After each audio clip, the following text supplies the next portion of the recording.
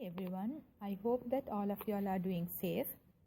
So today I'll be looking at the area on consideration. Consideration, in other words, promises. So starting with, generally all of us have made promises in our lives. The question is whether we have kept our promises. Now most of us might say no, we have not kept our promises, while some of us say yes, we have kept our promises. But I would say no one is bound to act in accordance with their promises. The reason is a bare promise is not binding under the eyes of law unless you have provided a thing called consideration. Now, when you look at consideration, here we are looking at the two parties called the promisor and the promisee. Promisor is the person who has made the promise, while the promisee is the one who has to give consideration. Now, in giving consideration, it should not necessarily be giving money. It could be giving anything which is provided is of value to the particular promisor, like doing something or not doing something. Now, when you look at not doing something, it's easy for me to explain it by this way.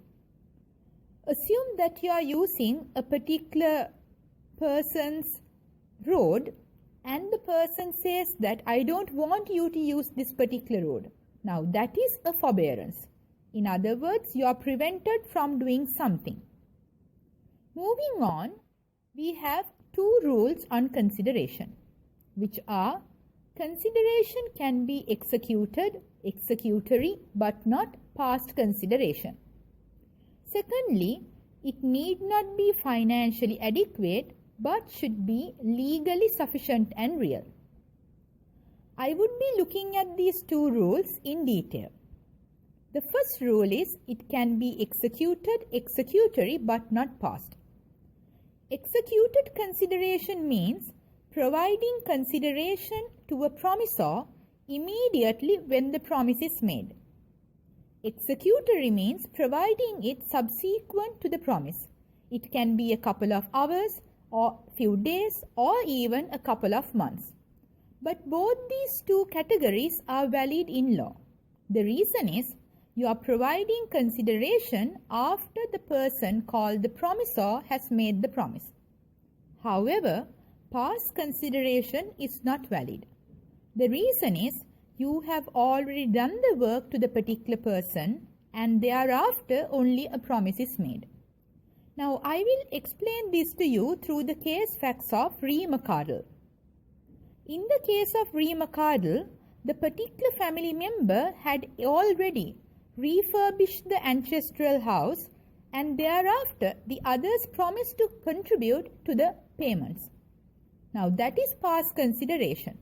The reason is that the particular promisor has already made the promise after the work is done.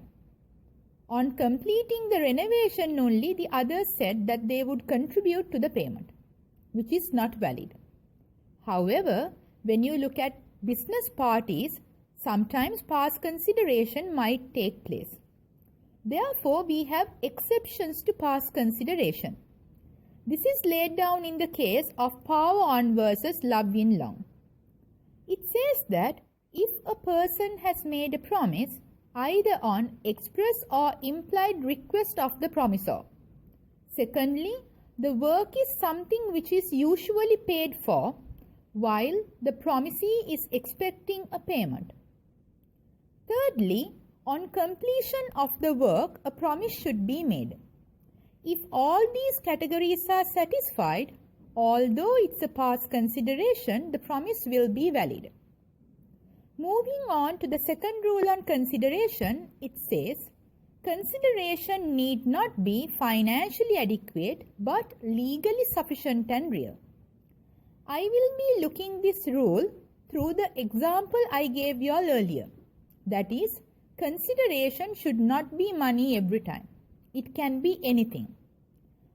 This can be illustrated through the case called Chappell versus Nestle, where A chocolate wrapper was considered by the court as of value to the Nestle company. Now, if you just observe the situation, a chocolate is of value to all of us, but not a chocolate wrapper.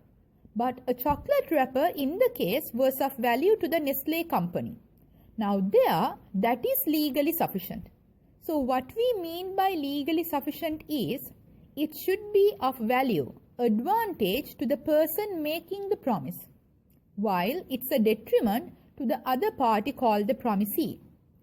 Even a mental satisfaction can be considered as valid consideration.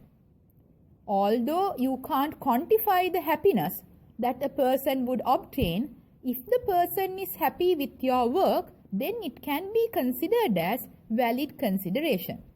So I hope that this summarized version on past consideration along with the legally sufficient rule is okay with y'all in understanding the basic concepts of consideration.